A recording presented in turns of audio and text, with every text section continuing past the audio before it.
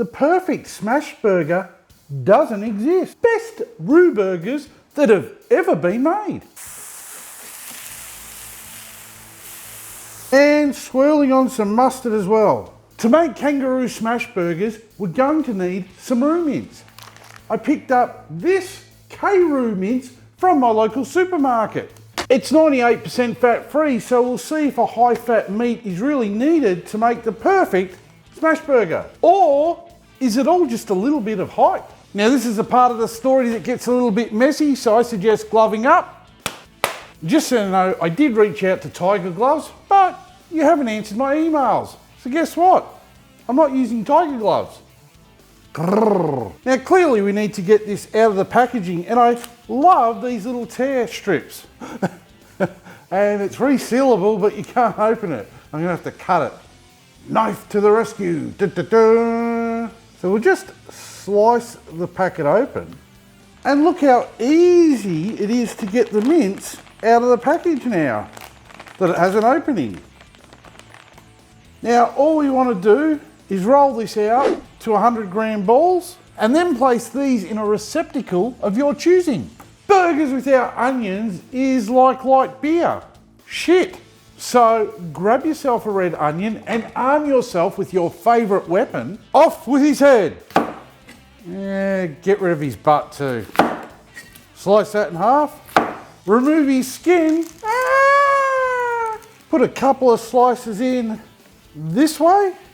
Then slice this way and dice your onion into little fragments of crunchy happiness. Now just place all this into a bowl for later use. What type of onion you use in your cooking is a personal preference. Don't be dictated by what others want to use. Considering we're making roux burgers, we should probably keep the condiments more Aussie themed. Yes, I'm talking about the red stuff.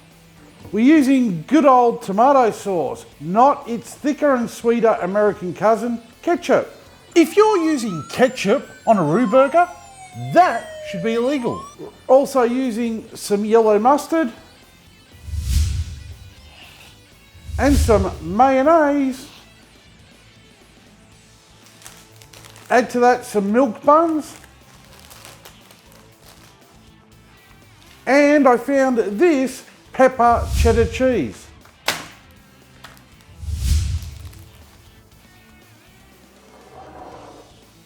You'll also need some kosher salt. And we're halfway there to creating the best roux burgers that have ever been made. Today, we need a flat top grill, charcoal, cast iron pan or gas top cooker. It doesn't matter as long as it's flat. All we need to do is turn on the liquid charcoal and we're going to let that hot plate warm up for 10 minutes. And as always, don't forget to carefully put your grill back in place. And we want it hot. Don't get all itchy fingered and start throwing food on a cold grill. Be patient. If you don't want to use a gas barbecue, don't use one. But no one wants to read in the comments about how you don't want to use a gas barbecue. So don't be that guy or girl. I don't want to assume which one of the two genders you are. There's a constant battle in barbecue circles whether or not you should toast your bun or not. I say do as you please, just don't cremate them.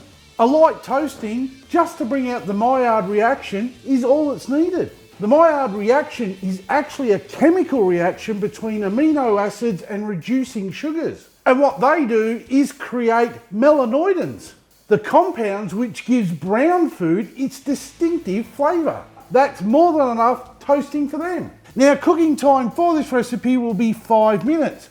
Or for those of you who love to follow my beer timer, you're looking at a 1 beer cook. Cheers!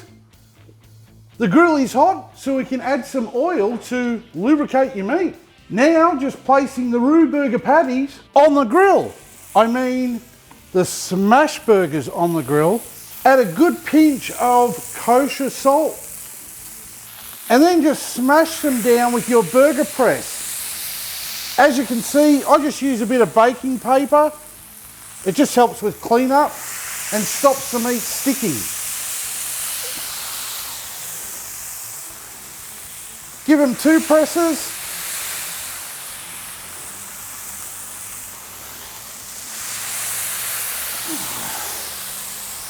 And my burger press is clean.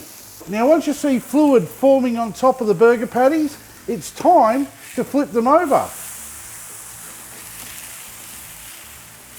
And then add some cheese. And once your cheese has melted, you can double stack the patties and remove them from the grill. Because we are dealing with minced meat, you need to make sure it's fully cooked until it's reading 74 degrees Celsius internally.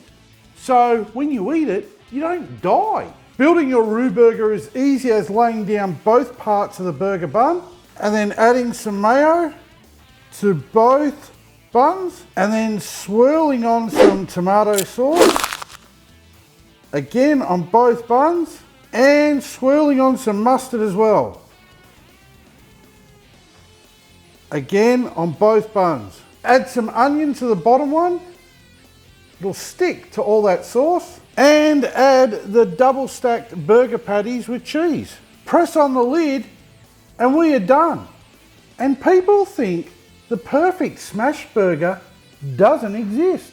Now they may look fantastic and they may even smell better than they look, but did they dry out by using only 98% fat-free roux mince? There's only one way to find out.